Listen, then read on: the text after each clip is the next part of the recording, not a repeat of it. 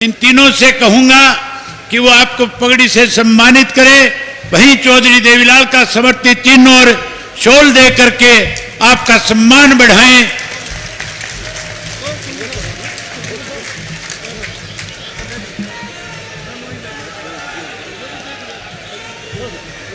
बस चलो। और अब आग्रह करूंगा चौधरी वीरेंद्र सिंह जी से कि वो आए और हरियाणा प्रदेश के कोने कोने से आए हुए लाखों इन किसानों को, माताओं बहनों को, नौजवान साथियों को अपना संबोधन देने का काम करें, आपको संबोधित करें। चौधरी वीरेंद्र सिंह जी। चौधरी छोटूराम अमर रहे, चौधरी छोटूराम अमर रहे, ताऊ देवीलाल अमर रहे, ताऊ देवीलाल अमर रहे, चौधरी वीरेंद्र सिंह जिंदाबाद।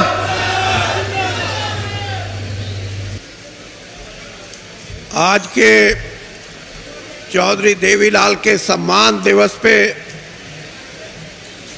उपस्थित सभी महानुभाव, देवियों और सज्जनों, आज हमारे बीच में देश के सिर्फ पंजाब, हरियाणा या उत्तरी भारत के नहीं बल्कि सारे देश के सबसे सीनियर, वरिष्ठ और सबसे उम्रअंदाज प्रकाश सिंह जी बादल जो हमारे बीच में हैं। मैं जींद जिले का होने के नाते आपका हृदय से स्वागत करता हूं, आपका धन्यवाद करता हूं कि आप यहां आए। हमारे बीच में अभी फारूक अब्दुल्ला साहब बोल के गए हैं, वो भी वरिष्ठ नेताओं में हैं, और ओम प्रकाश चौटाला जी जिन्होंने इस कार्यक्रम को जींद की धरती पे जिसका आयोजन किया है, मैं उनका भी धन्यवाद करता हूं कि आपने जींद को छांटा इस काम के लिए। मेरे बहुत ही पुराने साथी भाई जगमीत बराड़, हम दोनों लंबे समय तक कांग्रेस में रहे, अब ये अकाली दल में हैं और मैं बीजेपी में हूं। मेरे साथ इस कार्यक्रम में उपस्थित और इस कार्यक्रम के संयोजक भाई अभय चौटाला जी, और वैसे एक मेरी सलाह है, देवीलाल जी ने कभी चौटाला नहीं लिखा, छोटूराम जी ने कभी गढ़ी सांपला नहीं लिखा, चौधरी चरण सिंह ने कभी अपना गांव नहीं लिखा, और तीनों इतने महान और इतने बड़े नेता हुए हैं। ओम प्रकाश चौटाला जी, आपकी गिनती आज हमारे समाज में, राजनीति में एक वरिष्ठ और हमारे बड़े बुजुर्ग नेता के तौर पे होती है। आप चौटाला लिखो ना लिखो, ओम प्रकाश नाम जब लिया जाएगा तो पहले ये सोचेंगे ओम प्रकाश। वैसे तो ओम प्रकाश नाम बहुत हैं, लेकिन इन्होंने हरियाणा की राजनीति में अपनी एक जगह बनाई। हरियाणा की राजनीति हमेशा चौधरी देवीलाल जो एक कर्मठ और एक ऐसे नेता थे जिन्होंने इस गांव के समाज को लड़ने का, संघर्ष करने का, अपने अधिकारों को मांगने का, लड़ाई के माध्यम से, संघर्ष के माध्यम से एक रास्ता दिखाया था जिसपे आज भी हरियाणा चल रहा है। और ये रास्ता सिर्फ हरियाणा के लिए नहीं, आज ये देशव्यापी रास्ता है। किसानों के अधिकारों की बात हो, नौजवानों के भविष्य की बात हो, और महिलाओं की, इनके अधिकारों की बात हो, इन अधिकारों को देश की आजादी से पहले किसान ने तो यह समझ लिया था कि भगवान ने ऊपर से उतार तो दिया, पैदा तो हो गया, लेकिन यूं ही घुट घुट के मर जाना है। उसकी आत्मा में एक संकोच पैदा हो गया कि मेरा तो कोई समाज में जगह ही नहीं है।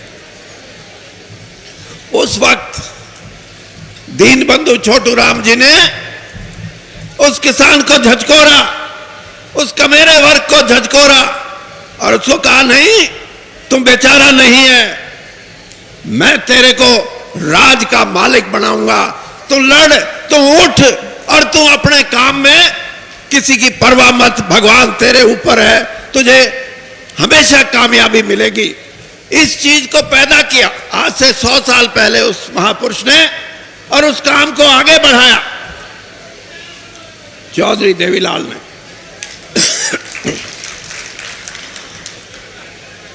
और आज जो संघर्ष की बात है, वो संघर्ष एक दिन में पैदा नहीं होता, एक महीने, एक साल, 10 साल में पैदा नहीं होता।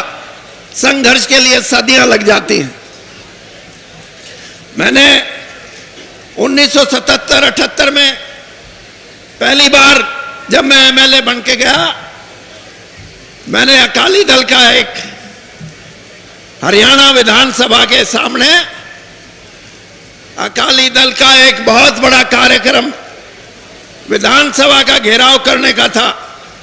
मैंने उसको ऊपर से देखा, 4th फ्लोर पे हरियाणा सेक्रेटरीट से, कि बादल साहब बीच में चल रहे हैं और सैकड़ों कार्यकर्ता पुलिस की लाठियों को अपने हाथों पे ले रहे हैं, अपने हाथों पे ले रहे हैं।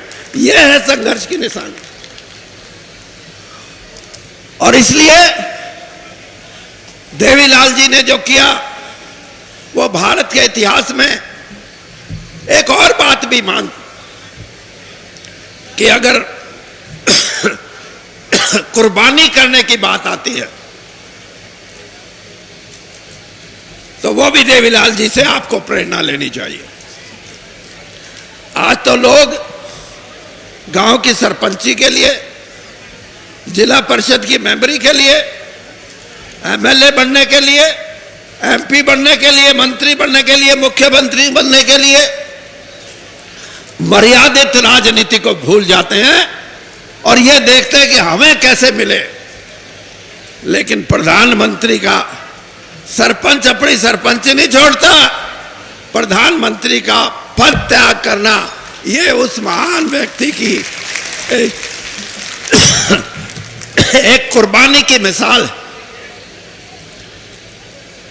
मैं तो आपसे यह कहूंगा कि जितना योगदान इस समाज को जगाने में आदरणीय देवीलाल जी का रहा है, वो आपके अंदर एक ताकत, एक ऊर्जा बढ़ा के छोड़ के गया।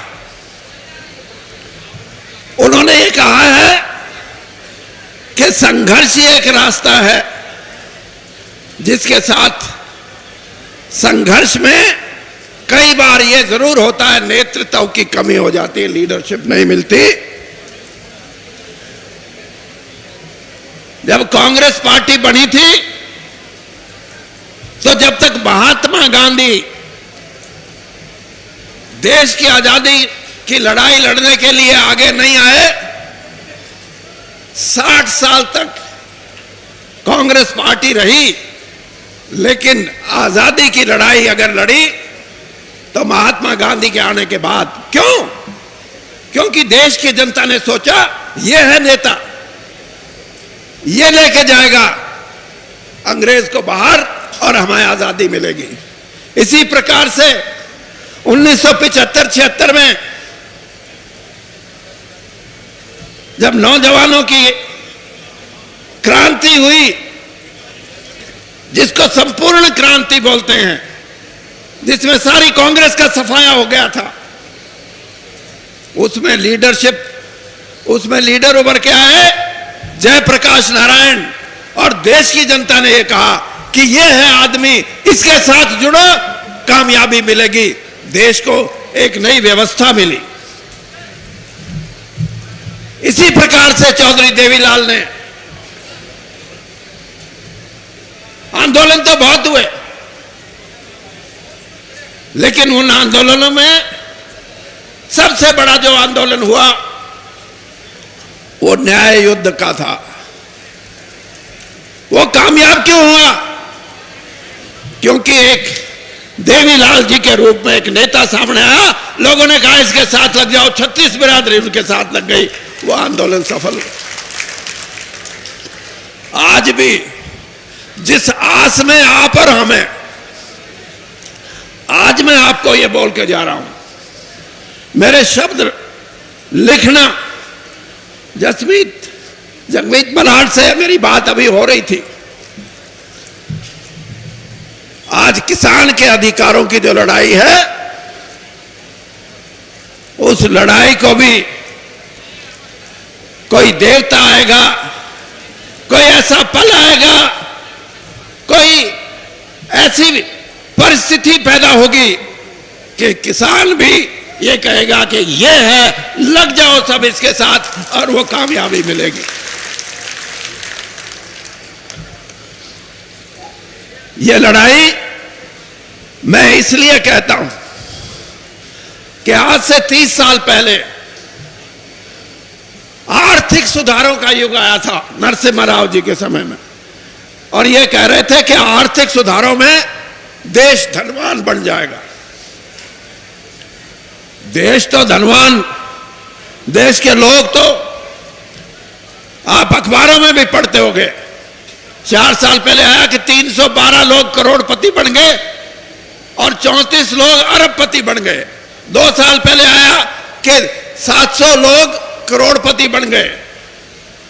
लेकिन गरीब, कमेरा, शोषित, दलित और ये किसान, जिसने कोरोना के समय में भी इस देश के अन्न भंडारण में पहले से ज्यादा भंडारण करके दिखाया। इस देश का किसान जो दुनिया में दूसरे देशों में हमारा अन्न और अन्न से बने सामान जाते हैं, उसमें बढ़ोतरी दिखाई, लेकिन उसमें से कोई करोड़पति नहीं बना, उसमें से कोई अरबपति नहीं बना। ये लड़ाई इस बात की है, आज लड़ाई इस बात की है कि ये देश की दौलत, धन, संपदा, सोना, चांदी, हीरे जवाहरात, इस पे कुछ लोगों का कब्जा है। इसमें किसान क्यों नहीं आता, इसमें कमेरा वर्ग क्यों नहीं आता, क्यों नहीं उसको सम्मान मिलता? जिस दिन इस देश का आदमी यह समझने लगेगा कि मैं भी इस देश का नागरिक हूं, मेरे को तो सम्मान नहीं, मेरी आर्थिक अवस्था तो बड़ी नहीं, तो भाई फिर आपको लगेगा कि कुछ ना कुछ परिवर्तन आया। मेरी एक सोच है, जमाना बदल रहा है। पहले जिसको हम प्रजातंत्र कहते थे, जिसमें 51 वोट ले गया, 49 वाला खारिज, 51 वाला आगे। अब ऐसा समय आएगा, मैं आज आपको बोल के जा रहा हूं कि जिस इंसान के साथ, जिस नेता के साथ और जिस व्यवस्था के साथ 80-85% लोग नहीं जुटेंगे, वो प्रजातंत्र नहीं, एक नए प्रजातंत्र का उदय होगा। और ऐसा प्रजातंत्र जिससे कि देश के लोगों में यह संदेश जाएगा कि यह है प्रजातंत्र जिसमें हमारा भी हिस्सा है, हम भी उसके अंदर हैं। तो ऐसी व्यवस्था को कायम करने के लिए आपके प्रयास अगर रहेंगे तो आप आगे बढ़ोगे, और व्यवस्था को खराब करना हो तो जाति पाति को लड़ा दो।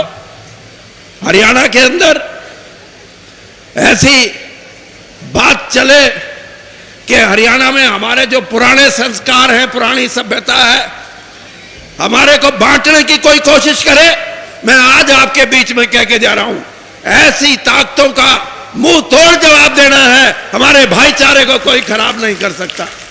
अगर करेगा तो उसको उसका नुकसान उठाना पड़ेगा। इसलिए आज देवीलाल जी के चरणों में मैं जहां अपनी श्रद्धांजलि अर्पित करता हूं, मैं ये कहता हूं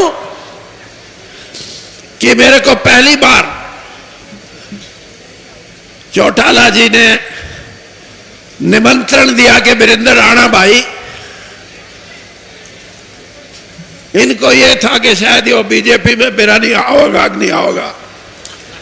हाँ, मेरे लिए देवीलाल जी, मैं जानता हूं, मैं 1977 में एमएलए बना और पहली बार जब उनसे मिला तो मेरे को कहते, बोल वीरेंद्र तेरे को क्या चाहिए। मैं तो कांग्रेसी में था।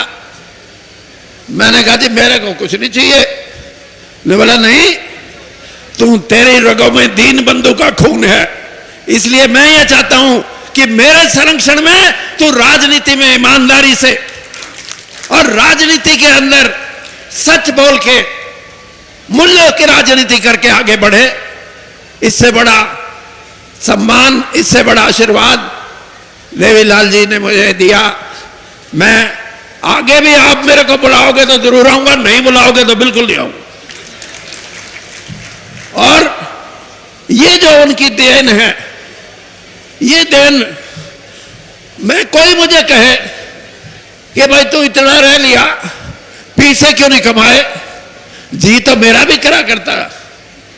लेकिन एक बात ध्यान में आती थी कि देवीलाल जी के वो शब्द और फिर छोटू राम जी की विरासत, मैंने कहा लोग क्या कहेंगे अगर मैं डूब गया तो इसलिए बड़े महापुरुषों से हमें प्रेरणा मिलती है, संदेश मिलता है और उनके करे हुए कामों को देके हम आगे बढ़ते हैं। तभी हम कहेंगे कि इस देश के अंदर एक नई राजनीतिक व्यवस्था जिसमें 80 से 85% लोग एक ही विचार के साथ आगे बढ़े ताकि देश आगे बढ़े, उसमें बंटवारा ना हो। तो मैं आपसे विदा लेते हुए एक बात कहूंगा। देखिए, मैं किसान और किसानी का आज संघर्ष, लोग नारा लगाते हैं भारत माता की जय। मैं 3 नारे लगवाऊंगा। मैं ये कहूंगा कि धरती माता की जय, भारत माता की जय तो है ही, लेकिन आज हरियाणा से जितने भाई आए हुए हैं सबको मैं ये कहूंगा, मैं बोलूंगा धरती माता की आपने जय बोलना है। धरती माता की, धरती माता की, भारत माता की। इन शब्दों के साथ मैं फिर चौटाला साहब का बहुत हार्दिक धन्यवाद करता हूं कि इन्होंने मुझे मौका दिया और मुझे यहां बुलाया। धन्यवाद। जय हिंद।